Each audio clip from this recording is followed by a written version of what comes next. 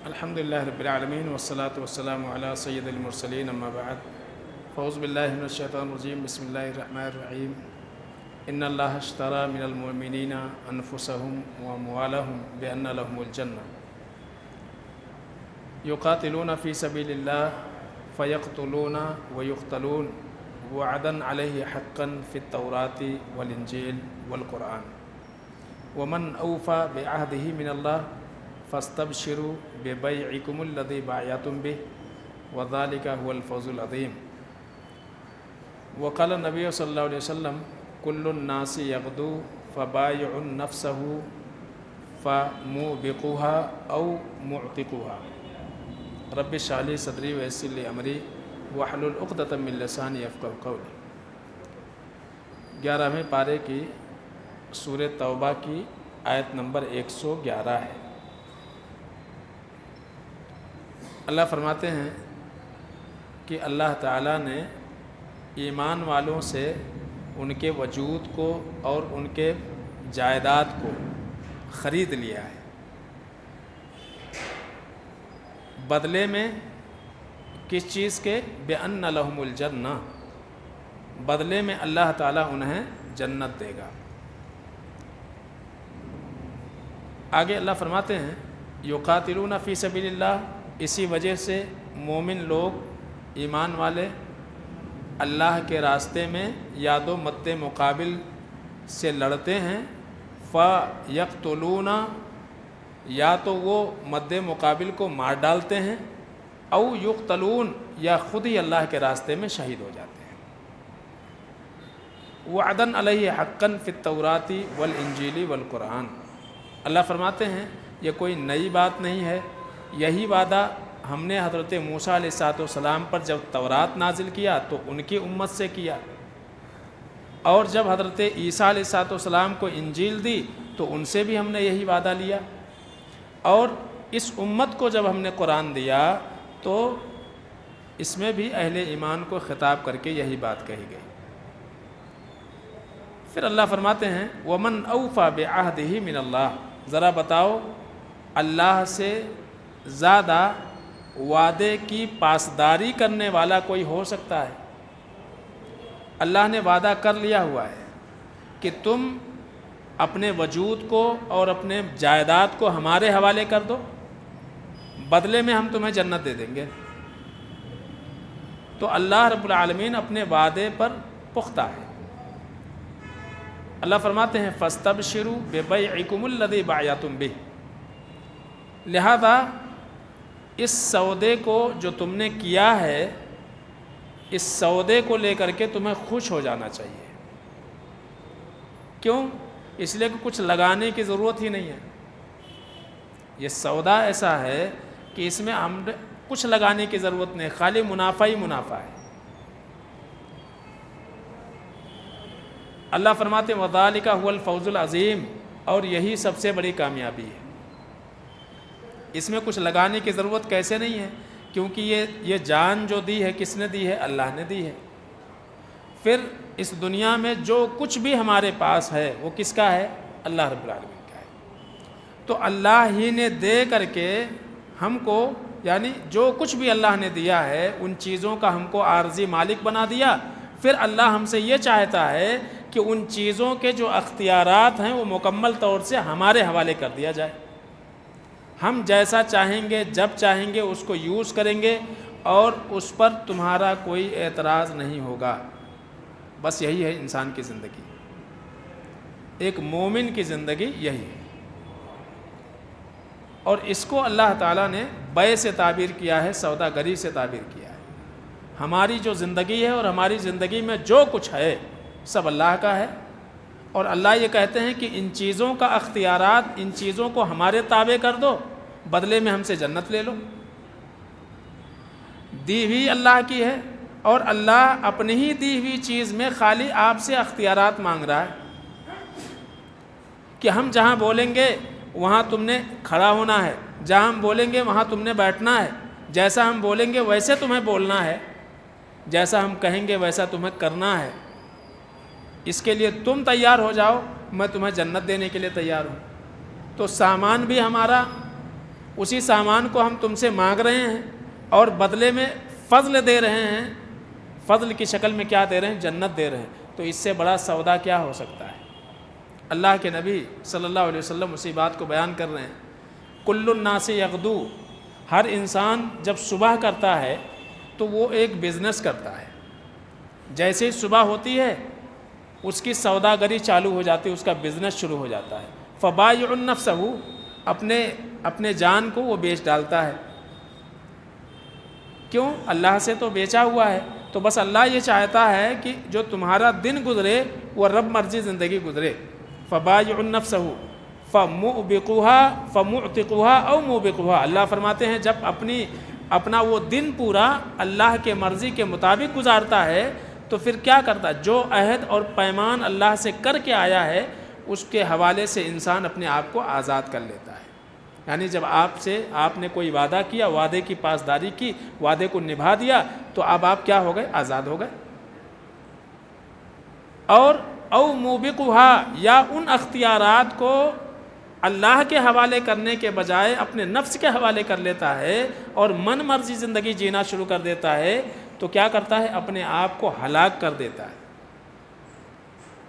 تو پتہ یہ چلا کہ ہماری جو زندگی اگر واقعی ہم ایمان والے ہیں تو اللہ ہم سے صرف اتنا چاہتا ہے کہ اپنے آپ کو ہمارے حوالے کر دو، ہم جیسا کہیں، جو کہیں ویسا تم نے کرنا ہے،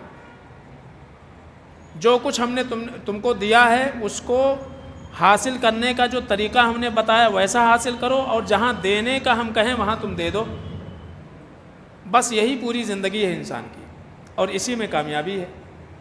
یہی چیز جب ہم صحابہ کی زندگی میں دیکھتے ہیں تو یہ چیزیں نظر آتی ہیں، وہ کبھی پیچھے نہیں ہٹے کسی چیز میں، جان دینے کی باری آئی دے دیا، مال دینے کی باری آئی تو اس بات کی فکر نہیں کی کہ گھر میں کچھ بچے گا کہ نہیں بچے گا، کیوں؟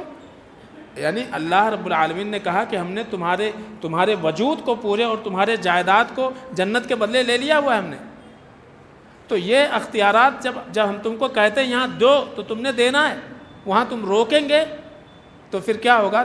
ہم سے تمہارا جو کانٹریکٹ ہے وہ ختم ہو جائے گا، اس پر تم پورا نہیں اترو گے اور اسی کی ہم تمہیں سزا دیں گے۔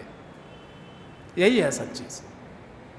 تو صحابہ کی زندگی میں یہ چیز آپ دیکھیں گے ہر لمحے ہر وقت جو ہے ان کی زندگی میں پائی جاتی ہے، کبھی کوئی موقع اللہ کیا فرماتی ہے؟ یقاتلون فی سبیل اللہ، جب اللہ ان سے جان مانگتا ہے تو اللہ کے راستے میں چلے جاتے ہیں، یا تو مار دیتے ہیں سامنے والے کو یا خود مر جاتے، تو جان کی پرواہ نہیں کرتے۔ تو یہی ہے کہ انسان اس چیز کو اگر سمجھ لے کہ جو کچھ ہمارے پاس ہے وہ سب کیا ہے؟ اللہ کی ہے، اور اللہ رب العالمین جیسا کہیں ویسا ہم کو کرنا چاہیے۔ انسان بھٹکتا کب ہے؟ جب سوچتا ہے کہ یہ میرا ہے، جان میری، زندگی میری، پیسہ میرا، دولت میرا، جو کچھ میرے پاس علم و ہنر ہے وہ میرا، اور پھر اپنے اعتبار سے اس کو یوز کرتا ہے، استعمال کرتا ہے، اسی میں غلطیاں کرتا ہے۔ صحابہ کی زندگی پر غور کریں، غزوہ بدر کا موقع ہے غالباً، اللہ کے نبی صلی اللہ علیہ وسلم سب بندی ہو چکی ہے، ایک طرف مشرکین ہے ایک طرف مسلمان ہیں، اللہ کے نبی صلی اللہ علیہ وسلم کہتے ہیں قوموا الی جنت ارضها السماوات والارض، ایک آواز لگائی اللہ کے نبی صلی اللہ علیہ وسلم نے کہ اب کھڑے ہو جاؤ، اور کس کے لیے کھڑے ہو جاؤ؟ جنت کو پانے کے لیے کھڑے ہو جاؤ۔ جنت کیسی ہے؟ ارضها السماوات والارض، جس کی چوڑائی آسمان اور زمین کے برابر ہے یا اس سے زیادہ ہے۔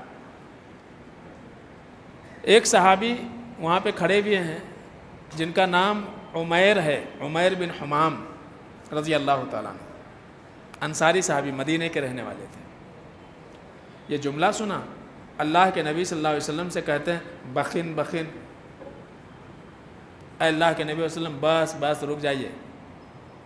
اللہ کے نبی نے کہا کہ میں نے کیا کہا جو رک جاؤں؟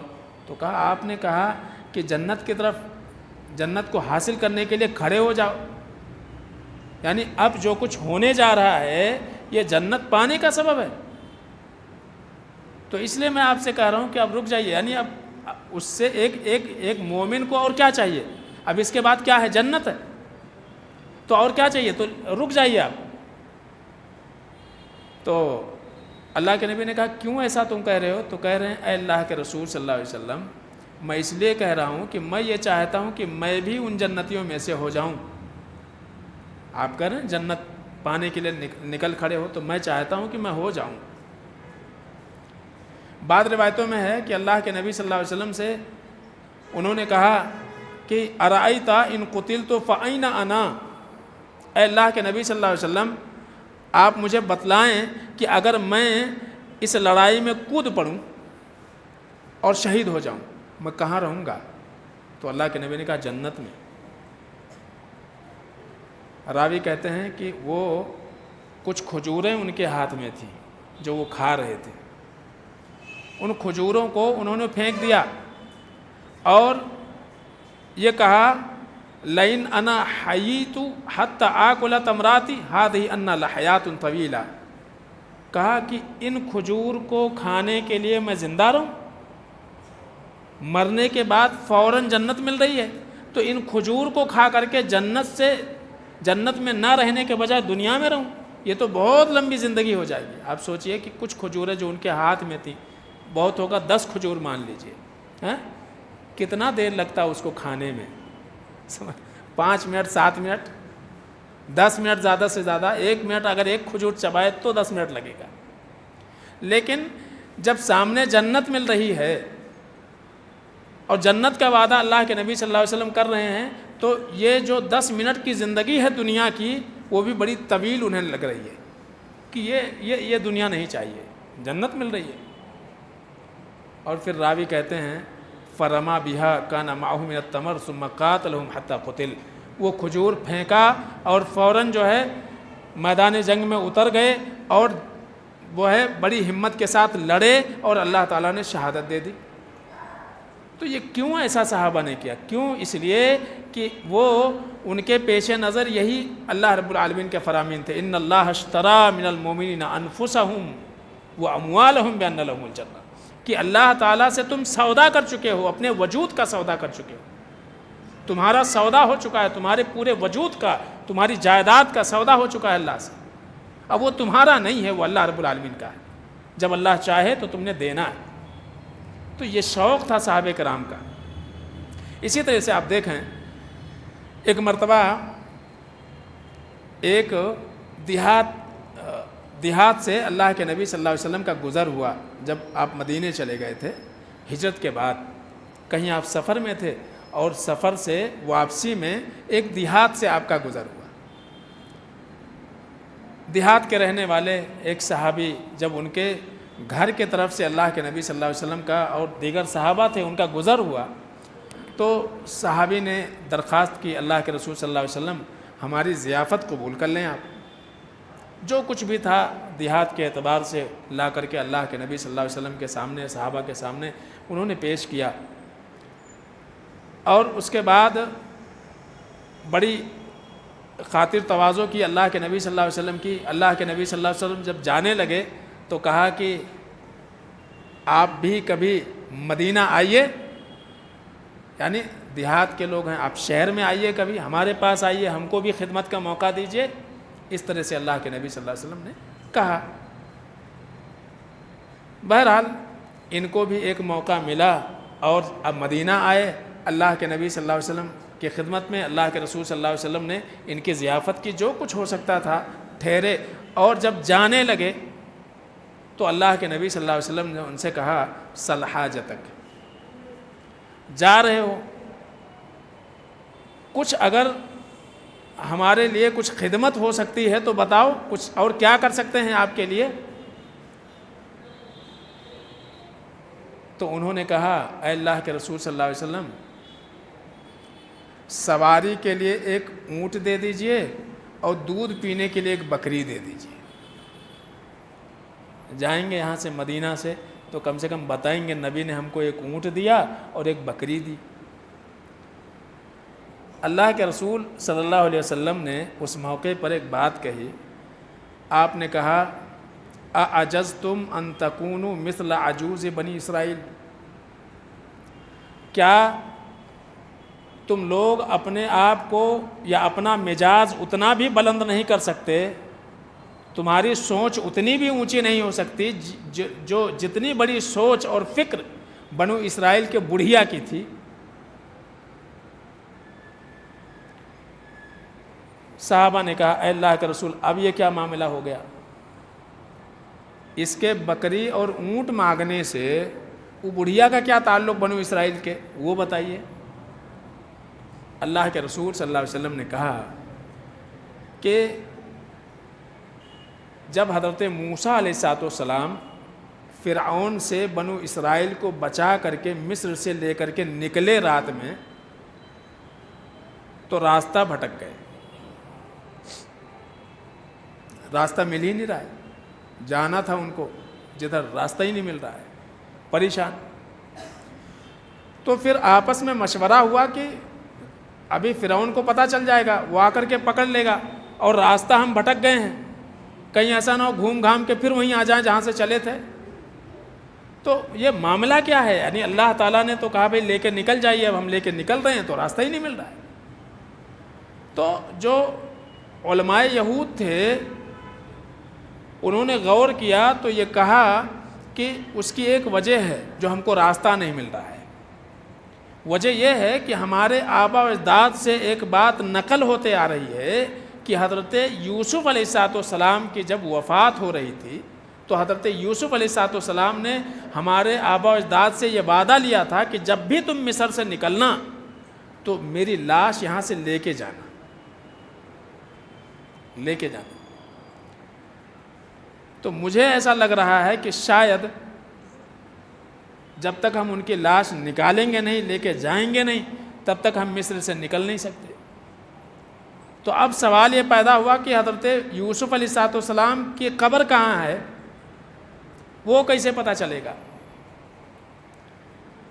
تو پتہ یہ چلا کہ سب سے زیادہ عمر والی ایک بوڑھی عورت ہے، اس سے جا کر کے پوچھیں گے، ممکن ہے کہ اس کو مقام پتہ ہو کہ حضرت یوسف علیہ السلام کی تدفین کہاں ہوئی ہے۔ گئے اس بڑھیا کے پاس حضرت موسیٰ علیہ السلام، کہا کہ اماں جانا ہے اپنے کو یہاں چھوڑ کر کے، مصر چھوڑ کر کے نکلنا ہے، اور ہمارے سامنے پریشانی یہ ہے کہ اللہ کے نبی حضرت یوسف علیہ السلام کی قبر کہاں ہے، مل ہی نہیں رہا ہے، اور ہمیں یہ پتہ چلا کہ آپ کی عمر سب سے زیادہ ہے، تو ذرا سوچ کے بتاؤ کہاں ہے وہ۔ بڑھیا نے کہا میں نہیں بتاتی، میں بتاؤں گی تو میری ایک شرط ہے۔ کہا کیا شرط ہے؟ کہا شرط یہ ہے کہ آپ مجھ سے وعدہ کرو، آپ مجھ سے وعدہ کرو کہ قیامت کے دن میں تمہارے ساتھ میں رہوں گا، اکون معک فی الجنت۔ آپ یہ وعدہ کیجئے مجھ سے کہ میں، آپ اللہ کے نبی ہیں، آپ کے ساتھ میں جنت میں رہنا چاہتی ہوں، یہ وعدہ کرو۔ حضرت موسیٰ علیہ السلام کو یہ چیز ناپسند لگی کہ بھائی میں کیسے اس بات کا وعدہ کر سکتا کہ میرے ساتھ یہ جنت میں رہیں۔ اللہ تعالیٰ نے وحی کی ان کی طرف، ان اعطیہا حکمہا، جو مانگ رہی ہیں وعدہ کر لو، وعدہ کر لو۔ تو بہرحال پھر جب انہوں نے وعدہ کیا تو حضرت وہ بڑھیا نے وہ جگہ بتائی، گئے اور وہ ہڈیاں جو بچی تھیں وہ لے کر کے پھر وہاں سے نکلے۔ تو اللہ کے رسول صلی اللہ علیہ وسلم کا اشارہ اس جانب تھا کہ وہ میرے دیہاتی صحابی، میں نے ان سے کہا کہ کچھ مانگ لو، تو ان کو کیا نظر آیا؟ دنیا۔ ان کو اس وقت بھی نبی کہہ رہے ہیں کچھ مانگ لو، سل حاجتک، کچھ ضرورت ہو تو مانگ لو۔ تو سوچ ایک مومن کی بڑی اونچی ہونی چاہیے۔ یہ کیا ہے بکری اور اونٹ، یہ تو کہیں بھی مل سکتا ہے، تو کچھ ذرا اونچی سوچ رکھو۔ نبی کہہ رہے ہیں، تم سے وعدہ کر رہے ہیں کچھ مانگنا ہے تو مانگ لو، اور تم مانگ رہے ہو نبی سے اونٹ اور بکری۔ تو اس لیے میں بول رہا ہوں کہ وہ بڑھیا کی سوچ سے تمہاری سوچ بڑی ادنا ہو گئی ہے۔ وہ بڑھیا نے خالی ایک جگہ بتانے کے لیے حضرت موسیٰ علیہ السلام سے وعدہ لیا کہ مجھ سے وعدہ کرو کہ جنت میں تمہارے ساتھ میں رہوں گی۔ تو کہا مانگنا ہو تو یہ چیزیں مانگو، ایسی چیز کا سوال کرو۔ یہی وجہ ہے کہ ربیہ بن کعب اسلمی رضی اللہ تعالیٰ عنہ سے جب اللہ کے نبی صلی اللہ علیہ وسلم نے کہا کہ اے ربیہ، کئی سال اللہ کے نبی صلی اللہ علیہ وسلم کی خدمت کرتے رہے، ایک دن اللہ کے نبی صلی اللہ علیہ وسلم بڑے خوش مزاج تھے اور کہہ دیا اے ربیہ کچھ مانگنا ہے تو مانگ لو۔ کہا یا رسول اللہ اسألک مرافقتک فی الجنہ، اے اللہ کے نبی صلی اللہ علیہ وسلم کچھ دے سکتے ہیں تو میں آپ سے یہ درخواست کرتا ہوں کہ جنت میں اپنی ہم نشینی دے دیجئے، آپ کے ساتھ میں رہو۔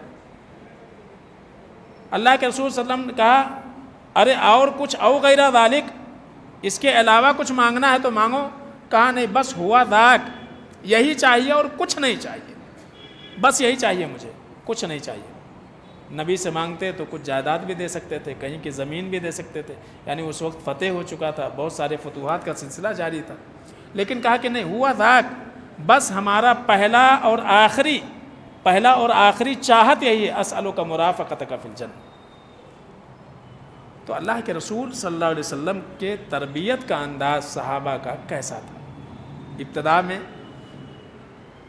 کیا حال ہے، اور پھر جب اللہ کے نبی صلی اللہ علیہ وسلم نے صحابہ کی تربیت کی تو ان کی نگاہ میں ایک ہی چیز رہی، کیا؟ ہمارا منزل اور ہماری چاہت کیا ہے؟ اللہ کی جنت۔ تو یہی ایک مومن کا جو ہے مقصد زندگی ہونا چاہیے کہ اللہ کی جنت کو ہم کیسے پائیں اور کیسے حاصل کریں۔ تو یہی اس جو ہے آیت کا پیغام ہے ہمارے لیے کہ ان اللہ اشترى من المؤمنین انفسهم واموالهم بان لهم الجنہ۔ اگر ہم اپنے وجود کو اور اپنے جائیداد کو اور اپنی ساری ملکیت پر اللہ کو اختیار دے دیتے ہیں تو سمجھ لیجئے کہ اس کے بدلے اللہ رب العالمین ہمیں جنت دے گا۔ ان اختیارات میں جہاں جہاں ہم رکاوٹ پیدا کریں گے وہیں جنت کے راستے میں ہمارے لیے رکاوٹیں پیدا ہوتی جائیں گی۔ یہ اب ہمارے اختیار میں ہے، ہم کیا چاہتے ہیں، جنت میں ہم جائیں یا جنت کے راستے میں رکاوٹ بن کر کے ہم خود کھڑے ہو جائیں۔ اللہ سے دعا ہے کہ العالمین ہم سب کو سمجھنے عمل کرنے کی توفیق عطا فرمائے، آمین یا رب العالمین۔